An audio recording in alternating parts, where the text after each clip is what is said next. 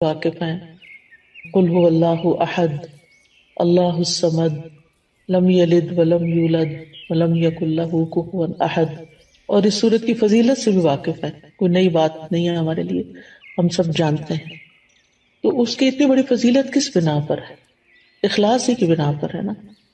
تو جس طرح اللہ سبحانہ و تعالیٰ ایک ہے، قل هو اللہ احد، تو پھر جو کام یا جو عبادت اس کے لیے ہو وہ بھی بس صرف اس ایک اکیلے کے لیے ہونی چاہیے، اس کے ساتھ کسی اور کو ملانا نہیں چاہیے، کسی اور کو شریک نہیں کرنا چاہیے.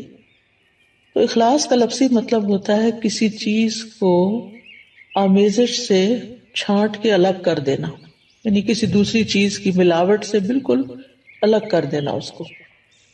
اور لغوی معنی اخلاص کے ہوتے ہیں پاک صاف ہونا اور خالص ہونا، یعنی ہمارا عمل جو ہے جو ہم اللہ کے لیے کرتے ہیں وہ ہر طرح کی آمیزش سے بالکل صاف ستھرا ہو، خالص ہو، پیور ہو.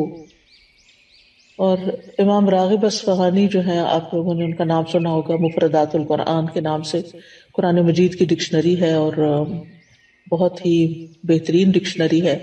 ہر قرآن کے طالب علم کو اس سے واقفیت ہونی چاہیے. تو امام راغب اصفہانی لکھتے ہیں کہ الاخلاص التبری عن کل ما دون اللہ تعالی. اخلاص یہ ہے کہ اللہ کے علاوہ ہر ایک سے دل کو پاک کر لیا جائے، یعنی جب ہم اللہ کے لیے کوئی کام کرتے ہیں تو بس وہ صرف اللہ کے لیے ہو، کسی اور کے لیے نہ ہو.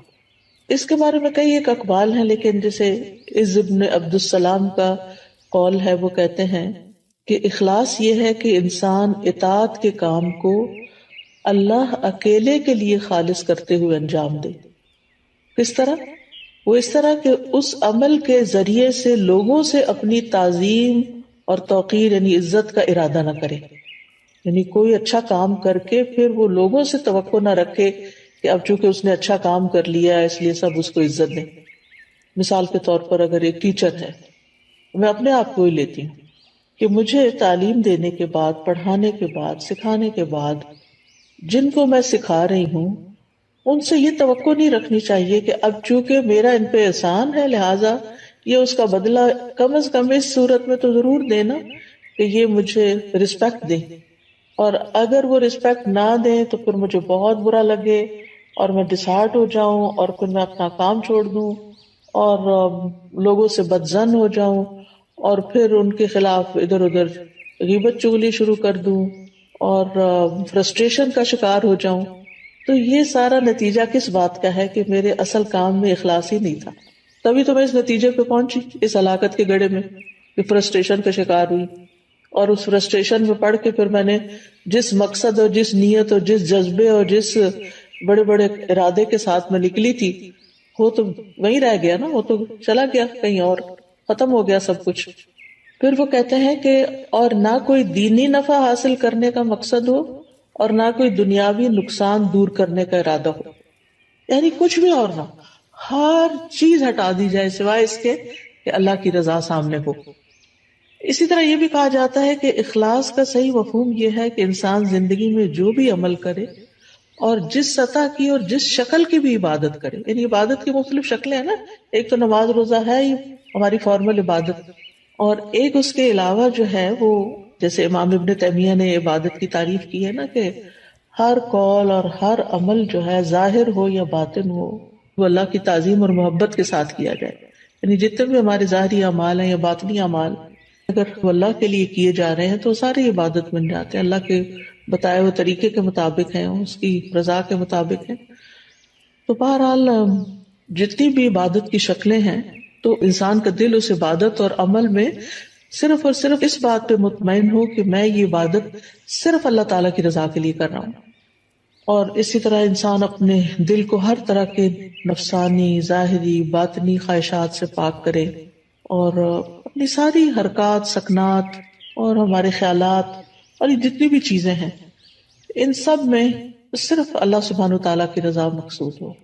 یعنی ہم ایک ہاتھ بھی اٹھائیں، ہمارا مسکرانا بھی، ہمارا دیکھنا بھی، ہمارا چلنا پھرنا، یعنی جو ہی ہمارے ذہن میں یہ خیال آئے کہ فلاں مجھے دیکھ کے کہے گا واہ کیا اسمارٹ ہے یا کتنی ایکٹیو ہے یا کتنا، تو فوراً اس طرف سے توجہ ہٹا لی جائے. ایسا شخص لوگوں سے کتنا بے نیاز ہو جاتا ہے نا، لوگوں کی تعریف سے بے نیاز ہو جاتا ہے، لوگوں کی طرف سے پہنچنے والے فائدے کی توقع سے بے نیاز ہو جاتا ہے کہ یہ اس طرح میری قدر کرے گا اور اس طرح مجھے اپریشیٹ کرے گا. یہ ایسا انسان سارے چنگلوں سے ایک طرح سے آزاد ہو جاتا ہے، کیونکہ اس کی نظر صرف اللہ کی رضا پہ لگی ہوئی ہوتی ہے. اللہ سبحانہ وتعالیٰ نے قرآن مجید میں ہمیں حکم بھی دیا ہے سورۃ البینہ میں، وَمَا أُمِرُوا إِلَّا لِيَعْبُدُوا اللَّهَ مُخْلِصِينَ لَهُ الدِّينَ حُنَفَاءَ وَيُقِيمُوا الصَّلَاةَ وَيُؤْتُوا الزَّكَاةَ وَذَلِكَ دِينُ الْقَيِّمَةِ. اور انہیں اس کے سوا حکم نہیں دیا گیا کہ وہ اللہ کی عبادت کریں اس حال میں کہ اس کے لیے دین کو خالص کرنے والے، ایک طرف ہونے والے ہوں، اور نماز قائم کریں اور زکوٰۃ دیں، اور یہی درست دین ہے. وَذَلِكَ دِينُ الْقَيِّمَةِ. اسی طرح اللہ سبحانہ وتعالیٰ صرف اس عمل کو قبول کرتے ہیں جو صرف اس کے لیے ہوتا ہے. نبی صلی اللہ علیہ وسلم فرماتے ہیں کہ اللہ تعالیٰ فرماتا ہے میں بہترین شریک ہوں، پس جس نے کسی کو میرے ساتھ شریک کیا تو وہ عمل اسی شریک کے لیے ہے. یعنی کسی اور کو اگر آپ اس میں شامل کر لیں گے تو وہ عمل اس کا ہو جائے گا، اللہ تعالیٰ کے لیے نہیں ہوگا. اے لوگوں اپنے اعمال کو اللہ کے لیے خالص کرو، کیونکہ اللہ عز و جل اسی عمل کو قبول کرتا ہے جو خالص اسی کے لیے کیا جائے. اب سوال ہی پیدا ہوتا ہے کہ پھر اخلاص کے نتائج کیا ہوں گے، فوائد کیا ہوں گے، ثمرات کیا ہوں گے. پہلی بات تو یہ ہے کہ انسان کے اعمال قبول ہوں گے. ہم جو تھک رہے ہیں، محنت کر رہے ہیں، دن رات بھاگ دوڑ میں لگے ہوئے ہیں، ہماری زندگی کا ایک ایک لمحہ جو استعمال ہو رہا ہے، یہ سارا میزان میں ہماری حسنات میں شامل ہو جائے گا. یعنی یہ سب سے بڑا فائدہ ہے، یعنی قبولیت ہو جائے گی. کیونکہ حدیث میں آتا ہے کہ اللہ تعالیٰ صرف اس عمل کو قبول فرماتا ہے جو خالص اس کے لیے کیا جائے اور صرف اس کی رضامندی مقصود ہو. یہ سنن النسائی کی روایت ہے ابو امامہ الباہلی رضی اللہ عنہ سے. دوسرا بڑا فائدہ یہ ہوتا ہے اخلاص کا کہ انسان کو اللہ تعالیٰ کی مدد حاصل ہوتی ہے، اللہ سبحانہ تعالیٰ کی مدد حاصل ہوتی ہے، اور انسان کو ایک مضبوطی حاصل ہوتی ہے، اپنے کام میں جماؤ حاصل ہوتا ہے، ثابت قدمی آتی ہے. یعنی انسان پھر اس کام کو چھوڑتا نہیں. جیسے شروع میں نے کہا نا کہ انسان فرسٹریشن کا شکار نہیں ہوتا کہ میرا نہیں خیال مجھے یہ کام کرنا چاہیے کیونکہ کوئی مجھے نتائج نظر نہیں آ رہے، اس کے کوئی فائدہ نظر نہیں آ رہا. یہ جملے کتنے عام ہیں ہمارے روزمرہ کی گفتگو میں.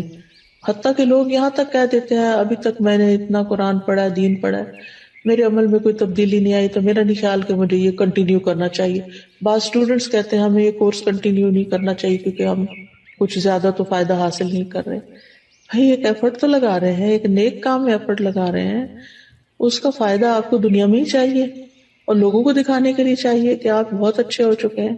اللہ کے ہاں اگر وہ قبول ہو رہا ہے اور جمع ہو رہا ہے تو وہی سب سے بڑا فائدہ ہے کہ آپ کا وقت فضول کاموں کی بجائے ایک اچھے کام میں استعمال ہو رہا ہے. تو اس طرح یہ ہے کہ انسان کے اندر ایک مضبوطی آتی ہے اور وہ نیک کاموں کو چھوڑتا نہیں ہے. اور جیسے پہلے بھی بات ہوئی کہ قبولیت آتی ہے اور اللہ سبحانہ وتعالیٰ انما یتقبل اللہ من المتقین. تو جب قبول ہوتا ہے عمل تو پھر مدد بھی آتی ہے اللہ سبحانہ وتعالیٰ کی. اچھا، تیسرا فائدہ کیا ہے؟ تیسرا فائدہ یہ ہے کہ انسان کا دل جو ہوتا ہے وہ بہت سی بیماریوں سے پاک ہو جاتا ہے، دل کے امراض کا علاج ہو جاتا ہے.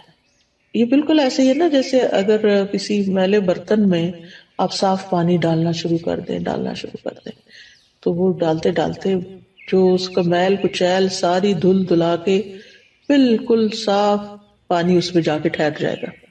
تو اسی طرح جب ہمارے اندر اخلاص آتا ہے، بار بار ہم اللہ سبحانہ تعالیٰ کے لیے اپنی نیت کو خالص کرتے ہیں تو وہ نیک کام جاری رکھتے ہیں، اور جتنا وہ جاری ہوتا ہے تو وہ جاری پانی کی طرح ہوتا ہے جو ہمارے دل کے اندر پھر جتنی بھی میل کچیل ہے اس کو باہر نکال دیتا ہے.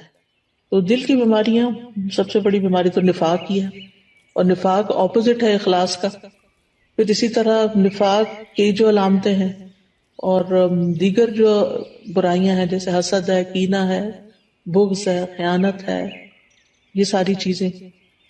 پھر اسی طرح یہ ہے کہ حدیث میں آتا ہے 3 چیزیں ایسی ہیں جن کی وجہ سے ایک مسلمان کا دل دھوکہ نہیں کھا سکتا، یعنی حسد یا کینہ نہیں رکھتا.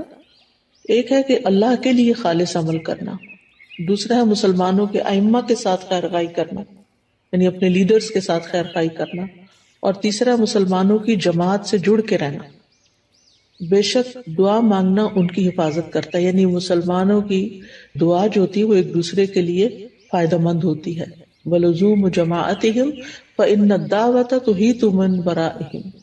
میں دیکھتی ہوں واٹس ایپ کے گروپ میں، جس گروپ میں ہوں، کہ کوئی ایک بیمار ہوتا ہے تو سارے کنسرنڈ ہو جاتے ہیں اور ہر ایک دعائیں کرنے لگتا ہے، اور حقیقت ہے کہ ایسے دل پکڑا جاتا ہے۔ جب میں واٹس ایپ کھولتی ہوں، میں سینئر سٹاف کا جو گروپ ہے اس کا وہ نمبر دیکھتی ہوں کہ کافی میسیجز ہیں، تو میں سوچتی ہوں اللہ خیر کرے، لگتا ہے یا کوئی بیمار ہے یا کوئی فوت ہو گیا ہے یا کوئی، تو یہ اسی صورت میں سب کی دعائیں ملتی ہیں نا جب جڑے ہوئے ہیں، اور اگر جڑے ہوئے ہی نہیں ہیں، آپ اکیلے ہی زندگی بسر کر رہے ہیں تو بس پھر اکیلے ہی ہیں بہرحال۔ پھر اسی طرح اخلاص کا چوتھا فائدہ یہ ہے کہ جو دنیاوی عمل بھی جو ہوتے ہیں نا، دنیاوی کام جیسے کھانا پینا ہے، بچے پیدا کرنا ہے، شوہر بیوی کا تعلق ہے، خرید و فروخت ہے، یہ سارے کام بھی اخلاص کی وجہ سے نیک اعمال میں شامل ہو جاتے ہیں۔ جیسے صحابہ نے نبی صلی اللہ علیہ وسلم سے پوچھا تھا کہ اللہ کے رسول، ہم میں سے اگر کوئی اپنی خواہش پوری کرتا ہے تو کیا اسے اس میں بھی اجر ملتا ہے؟ تو آپ نے فرمایا بتاؤ، اگر وہ خواہش حرام جگہ پوری کرتا ہے تو کیا اس پر گناہ ہوتا؟ تو اسی طرح جب وہ اسے حلال جگہ پوری کرتا ہے تو اس کے لیے اجر ہی اجر ہے۔ تو اس میں آپ دیکھیں کہ مثلاً آپ والدین کی خدمت کر رہے ہیں، اپنے روزمرہ کے کاموں میں آپ دیکھیں کہ کچھ کام تو آپ خالص دینی کام کر رہے ہوتے ہیں، لیکن بہت سے کام دن بھر میں دنیاوی کام بھی ہمارے روٹین میں شامل ہو جاتے ہیں، جیسے کھانا پکانا ہے، کھانا سرو کرنا ہے، برتن سمیٹنا ہے، بچوں کے پیچھے پڑ کے ان کو کھلانا ہے، بزرگ ہیں تو ان کے چڑچڑے پن کے باوجود ان کے ساتھ خیر خواہی کا معاملہ کرتے ہوئے ان کی ضروریات کا خیال رکھنا ہے، یہ سارے کام بندے کو تھکا دینے والے ہوتے ہیں، اور اینڈ آف دا ڈے پھر یا آوازیں بلند ہونے لگتی ہیں انسان کی، یا پھر